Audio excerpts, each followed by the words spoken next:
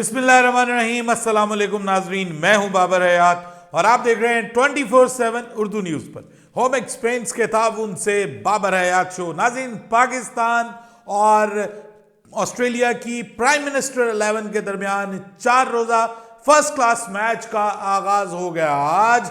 और आज का दिन रहा पाकिस्तान टीम के नए नवेले कप्तान शान मसूद के नाम, जिनके ऊपर बहुत सारी बातें हो रही थी कि ये क्या करेंगे, इनको कुर्बानी का बकरा बनाया जा रहा है और इससे कुछ होना नहीं है। लेकिन आज पहले मैच में बतौर कप्तान पहली इनिंग्स में उन्होंने क्या कमाल की बल्लेबाजी की है, क्या धाक बिठाई है उन्होंने, और अपने क्रिटिक्स को जो है वो कुछ दिखाया भी है, करके दिखाया। Plus lead from the front आज उन्होंने करके दिखाया कि टेस्ट क्रिकेट कैसे खेली जाती है और मॉडर्न टेस्ट क्रिकेट भी किस तरह से खेली जाती है। इसके अलावा बाबर आजम और सरफराज अहमद भी टच में नजर आए। अनफॉर्चुनेटली आखिर तक ना चल सके, लेकिन ओवरऑल ये शान मसूद डे था। लेकिन क्या ये मैच की जो प्रैक्टिस है ये क्या पाकिस्तान के काम आएगी? ऐसा लग रहा है कि ऑस्ट्रेलियन क्रिकेट टीम ने, ऑस्ट्रेलियन क्रिकेट बोर्ड ने रादर पाकिस्तान के साथ बड़ा हाथ कर दिया है। और ये हाथ क्या किया है उन्होंने पाकिस्तान के साथ, अपनी कंडीशंस का किस तरह से टीमें फायदा उठाती हैं, एक बड़ी एग्जाम्पल सेट की है उन्होंने पाकिस्तान के अगेंस्ट। बड़ी कनिंग डिसीजन मेकिंग हमें नजर आई है। कुछ उसके ऊपर भी बात करेंगे आज के इस प्रोग्राम में। और फिर बात करेंगे पाकिस्तान ने जो प्लेइंग 11 आज के मैच में खिलाई, उस प्लेइंग 11 में पाकिस्तान का फोकस किस चीज पे रहा। कुछ चीजें कंफर्म नजर आ रही हैं पाकिस्तान की पहले टेस्ट मैच की प्लेइंग 11 के लिए, लेकिन जो 2-3 चीजें कंफर्म नहीं नजर आ रही जो इस मैच में कंफर्म होंगी, वो क्या है, वो भी आपके साथ आज के इस प्रोग्राम में मैं शेयर करने जा रहा हूं। लेकिन आगे बढ़ने से पहले आपसे गुजारिश कि अगर आप हमारे नए व्यूअर हैं तो प्लीज़ हमारे इस चैनल को जल्दी से कर दीजिएगा सब्सक्राइब और बेल आइकन को पुश करना मत भूलिएगा। मुझे फॉलो कीजिए इंस्टाग्राम पे @बाबर हयात शो और हमारे पेज को फेसबुक पे लाइक कर लीजिएगा। तो जनाब, सबसे पहले तो बात करते हैं पाकिस्तान और ऑस्ट्रेलिया की प्राइम मिनिस्टर 11 की के मैच का। आज आगाज हुआ। पाकिस्तान ने बहुत इंपॉर्टेंट टॉस जीता। ये टॉस बहुत इंपॉर्टेंट इसलिए था क्योंकि कंडीशंस बल्लेबाजी के लिए काफ़ी हद तक साजगार थी, जिसको आप कह सकते हैं कि आइडियल कंडीशंस हैं पहली इनिंग्स में टॉस जीतकर बल्लेबाजी करने के लिए। एक लो और स्लो पिच मानुका ओवल में हमें नजर आई। कैनबरा जो कि ऑस्ट्रेलिया का दारुल हुकूमत है, पाकिस्तानी क्रिकेट फैंस ज़रा कम जानते हैं, यहाँ पे मैचेस कम होते हैं। ज़्यादातर मैचेस आपको पता है पर्थ में होते हैं, सिडनी में होते हैं, उसके बाद जो है वो मेलबर्न में होते हैं। कुछ ये जो होबार्ट जो है वो थोड़ा मशहूर है। कुछ ये शहर आपको पाकिस्तान, एजबेस्टन, माफ़ कीजिएगा एजबेस्टन तो इंग्लैंड में है, ये कुछ स्टेडियम्स जो हैं वो आपको मशहूर नज़र आते हैं। लेकिन यहाँ पर जो है वो इस स्टेडियम में मानुका ओवल में कभी कभार मैच होता है। नॉर्मली जो मेन टेस्ट मैचेस हैं वो यहाँ पर नहीं होते। यहाँ पे प्रैक्टिस मैच में टॉस जीतकर शान मसूद ने बतौर कप्तान अपनी पहली इनिंग्स में आज क्या जबरदस्त बल्लेबाजी की है। पाकिस्तान का आगाज अच्छा नहीं था क्योंकि इमामुल हक एक बार फिर स्टार्ट में ही धोखा दे गए। इमामुल हक पाकिस्तान के लिए, मैं अगर इस वक्त समझता हूं टॉप ऑर्डर में कोई दर्द सर है तो वो इमामुल हक है। और पाकिस्तान को यहां पर इमामुल हक की जगह साइम अयूब को मौका देना चाहिए था। पहले इस जो था मैच उसमें साइम अयूब को मौका देना चाहिए था, क्योंकि आप या तो फिर ये जहन में बनाया हुआ है कि हमने साइम अयूब और अब्दुल्ला शफीक से बैटिंग करवानी है और यहां पे हम इमामुल हक को आजमा लेते हैं कि आप वो कैसे चलते हैं। ये या तो ये प्लानिंग होनी चाहिए। अगर ये नहीं है, आपने जाना ही इमामुल हक और अब्दुल्ला शफीक के साथ है, तो फिर मेरे ख्याल में इस इनिंग्स में, इस मैच में, प्रैक्टिस मैच के अंदर पाकिस्तान को साइम अयूब और अब्दुल्ला शफीक के साथ जाना चाहिए था। बहरहाल अब टीम की अपनी प्लानिंग है। ये तो जब फाइनल प्लेइंग 11 सामने आएगी पर्थ के टेस्ट के लिए, जो कि 14 दिसंबर से जिसका आगाज होगा, तो फिर उसी वक्त हम अंदाजा लगा सकते हैं। बहरहाल इमामुल हक जो है वो शुरू में ही आउट हो गए, दागे मुफारकत दे गए। उसके बाद अब्दुल्ला शफीक और शान मसूद के दरमियान एक अच्छी पार्टनरशिप जो है उसका आगाज, वो एक अच्छी पार्टनरशिप रही। लेकिन ये जो पार्टनरशिप है ये ख़त्म हो गई 38 के स्कोर के ऊपर। अब्दुल्ला शफीक एक जाल जो बिछाया था ऑस्ट्रेलवी प्लेइंग 11 ने, उस प्राइम मिनिस्टर 11 ने, उस जाल का शिकार हो गए और आसानी से उन्होंने कैच दे दिया। एक थोड़ी सी बैक ऑफ लेंथ बॉल जो थोड़ी स्पीड से आई, उसके ऊपर उन्होंने मिड विकेट पे खड़े हुए फील्डर को आसानी से हाथों में कैच दे दिया। यहाँ पे थोड़ा सा प्रॉब्लम बना कि यहाँ पे अब कहीं पाकिस्तान सस्ते में ना निपट जाए। लेकिन एक तरफ शान मसूद बड़े एग्रेसिव मूड में नजर आ रहे थे, खास तौर पे टॉड मर्फी जो स्पिनर हैं उनके अगेंस्ट उन्होंने बहुत एग्रेसिव खेला, कदमों का इस्तेमाल किया, चौके लगाए, छक्का भी लगाया उनके अगेंस्ट और उनको पूरा इस्तेमाल किया। क्योंकि यहाँ पे स्लो पिच थी, कुछ ज़्यादा तेज टर्न भी नहीं थी, ऐसा टर्न थी नहीं, अगर हम कहें सिरे से तो थी नहीं। तो वहाँ पर शान मसूद बहुत अग्रेसिव नजर आए, साथ में बाबर आजम आए। सबकी नजरें बाबर आजम के ऊपर थी कि बाबर आजम इस मैच में कैसा परफॉर्म करते हैं। शुरू में थोड़ी दिक्कत में नजर आए, फ्लो नहीं था रन्स बनाने का उस तरह से, लेकिन फिर वो जब रिदम में वापस आए तो 40 के ऊपर आउट हो गए। और मैं समझता हूं कि बहुत अनफॉर्चुनेट डिसमिसल, ये इस तरह की डिसमिसल वो रिसेंट पास में वो 4-5 बार मैं देख चुका हूं कि लेग स्टंप के बाहर जाती हुई बॉल को वो टच करते हैं और वो विकेट कीपर उस पर कैच पकड़ लेता है। ये इससे पहले भी टेस्ट मैचेस में मैंने देखा कि बाबर आजम के साथ हुआ। बहरहाल उनके आउट होने के बाद सऊद शकील भी सिर्फ 13 रन बनाकर आउट हो गए, सस्ते में निमट गए।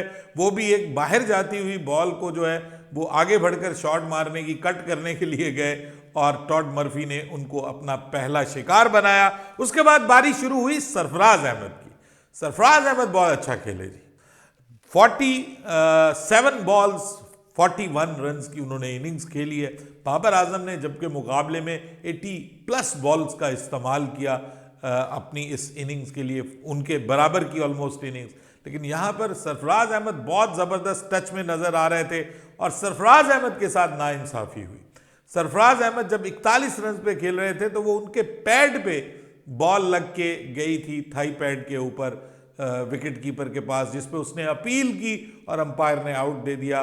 उन्होंने उसके ऊपर डिस्प्लेयर भी शो किया अपना कि भाई ये मेरे साथ किया गया, आपने गलत आउट दे दिया। लेकिन क्योंकि आपको पता है कि 4 डे मैच है, एक फर्स्ट क्लास स्टेटस का मैच है, इंटरनेशनल टेस्ट मैच नहीं था, इस वजह से वहाँ पर जो है वो फैसिलिटी भी अवेलेबल नहीं थी रिव्यू की, तो उनको जाना पड़ा। वहाँ पर फिर साथ निभाने आए फ़हीम अशरफ, और फ़हीम अशरफ आखिर दम तक तो खेलते रहे, लेकिन बिल्कुल आखिर में जब मैच ख़त्म होने वाला था, 2-3 डिलीवरीज बाकी थी, तो फ़हीम अशरफ जो है वो भी आउट होकर चल दिए और यूं पाकिस्तान 6 विकेटें पाकिस्तान ने गंवाई और 6 विकेटों के नुकसान के ऊपर पाकिस्तान ने 324 रन बनाए पहले दिन के इख्तिताम पे। अगर आप ये देखें 324 रन शायद कम लगे कि प्रैक्टिस मैच था, ऑस्ट्रेलियन मतलब उस तरह से फुल स्ट्रेंथ तो उनकी टीम नहीं थी उनके, लेकिन उसमें कुछ पुराने नाम आपको पता है जो कि टेस्ट मैचेस खेल चुके हैं, वो उसमें शामिल थे पुराने नाम। तो टॉड मर्फी जो हैं वो मतलब वो उन्होंने बॉलिंग अच्छी करने की कोशिश की, लेकिन उनको मार काफ़ी पड़ गई। अब अगर हम बात करें इसके अलावा तो जो वो ग्राउंड था वो काफ़ी स्लगिश था, यानी जो आउटफील्ड थी वो बहुत स्लगिश थी और नॉर्मल ग्राउंड में बहुत सारी शॉट्स ऐसी खेली गई हैं कि जो नॉर्मल ग्राउंड में आसानी से 4 रन होते, लेकिन वहाँ पर नहीं हुए।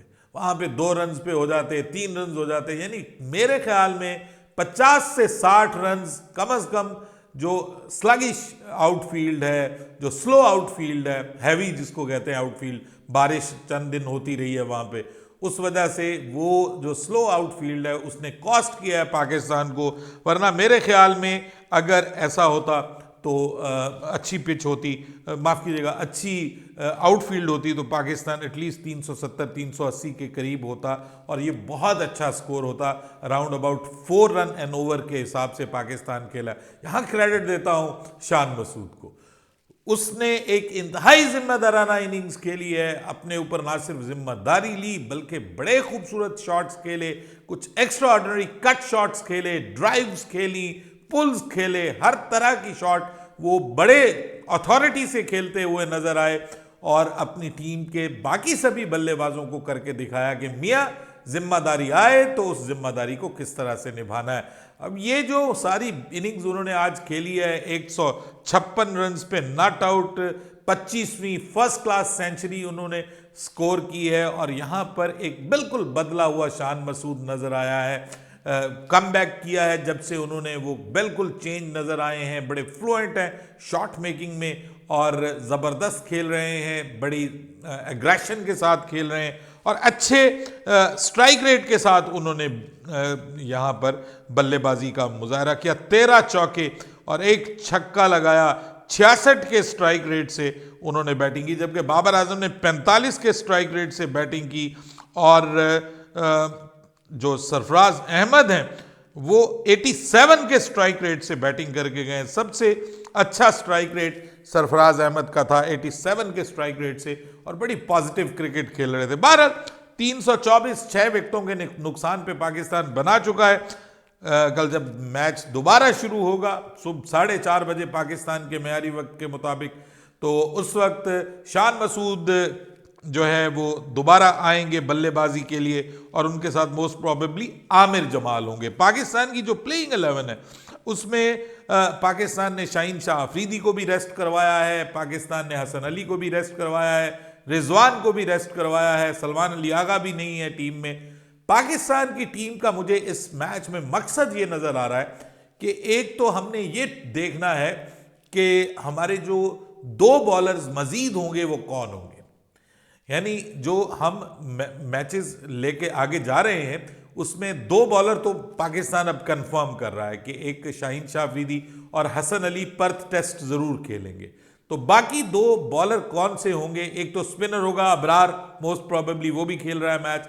दूसरा, एक बॉलर के स्पॉट के लिए फहीम अशरफ, आमिर जमाल और खुर्रम शहजाद और मीर हमजा, ये चारों खेल रहे हैं इस मैच में, बतौर बॉलर खेल रहे हैं और साथ में अबरार अहमद। सो देखना यह है कि पाकिस्तान के ये बॉलर्स वाला जो स्पॉट है वो कौन फिल करता है, कौन उसमें जगह बनाने में कामयाब होता है। दूसरी जानिब अगर हम ऑस्ट्रेलिया की बात करें तो ऑस्ट्रेलिया ने ये जो पिच बनाई है सर, ये मुझे लगता है कि ये प्लानिंग के तहत बनाई गई है, ये एक दिमाग इस्तेमाल किया गया, कनिंग अप्रोच है पीछे, और वो ये है कि पाकिस्तान को यहां भी आप प्रैक्टिस मैच में भी पाकिस्तान जैसा माहौल दें। यानी ये जो लो और स्लो पिच बनाई गई है, ये बैटिंग फ्रेंडली पिच बनाई गई है, बाउंस कोई बहुत ज्यादा उस तरह से नजर नहीं आ रहा, स्पीड भी बॉल पड़ने के बाद स्पीड भी उतनी ज्यादा नहीं रहती। तो पाकिस्तान को बहुत फास्ट बॉलर्स भी नहीं आजमाए गए, इतने वो शदीद फास्ट बॉलर्स कि जो पाकिस्तान को वो जो पुल्स और हुक्स की बहुत ज्यादा प्रैक्टिस नहीं करवाई गई। फिर ये जो पिच दी गई है ये इसलिए बनाई गई है, मुझे ऐसा लगता है, मेरा एनालिसिस तो यही है कि क्योंकि पर्थ की पिच बाउंसी होती है, वहां पर स्पीड से बॉल आती है, एशियन कंडीशंस वाले मुल्क जो हैं वो यहां पर आकर स्ट्रगल करते हैं, अक्सर मसला बनता है, सस्ते में निपट जाती हैं टीमें यहां पर पर्थ के मैदान में। तो उससे पहले उन्होंने कहा कि ऐसी पिच पे इनको प्रैक्टिस ना करवाई जाए कि जिससे ये पर्थ के मैदान की पिच का पेस जो है उसको जज कर सके या उसकी प्रैक्टिस कर सके। तो इनको पाकिस्तान वाले माहौल दो ताकि जब ये पर्थ में आए ना मैदान में तो इनकी आंखें जो है वो खुली की खुली रह जाएं। अब अगर हम बात करें दूसरे बल्लेबाजों की तो देखिए मुझे ऐसा लगता है कि पाकिस्तान को कहीं ना कहीं इमामुल हक के बारे में सोचना पड़ेगा। इमामुल हक जो है वो डिसअपॉइंट कर रहे हैं, रीसेंट फॉर्म उनकी बिल्कुल गई गुजरी है। ऑस्ट्रेलिया में आपको दूसरा मौका नहीं मिलेगा और इमामुल हक का प्रॉब्लम आपको पूरे वर्ल्ड कप में नजर आया short pitch delivery. Short pitch delivery के ऊपर मोस्टली इमामुल हक आउट हुए। तो यहाँ तो ऑस्ट्रेलिया तो है ही भाई उछाल वाली पिचे, तो यहाँ पर तो आपको वो बल्लेबाज चाहिए कि जो उछाल वाली बॉलिंग का अच्छे तरीके से सामना कर सके, थोड़ा दलेरी से खेल सके उसको, और मेरे ख्याल में उसके लिए साइम अयूब बेस्ट चॉइस है। मैं ये समझता हूं कि इस 4 डे मैच में पाकिस्तान ने साइम अयूब को प्लेइंग 11 का हिस्सा ना बनाकर बड़ी गलती की है। पाकिस्तान को साइम अयूब को खिलाना चाहिए था। आपने अगर इमामुल हक को खिलाना है पहले मैच में अब्दुल्ला शफीक के साथ, तो साइम अयूब को यहां पे मौका देना चाहिए था। जिस तरह से आपने अपने फास्ट बॉलर्स को रेस्ट दिया है, इस तरह से आप अपने एक ओपनर को भी रेस्ट देके दूसरे ओपनर को ट्राई कर सकते थे।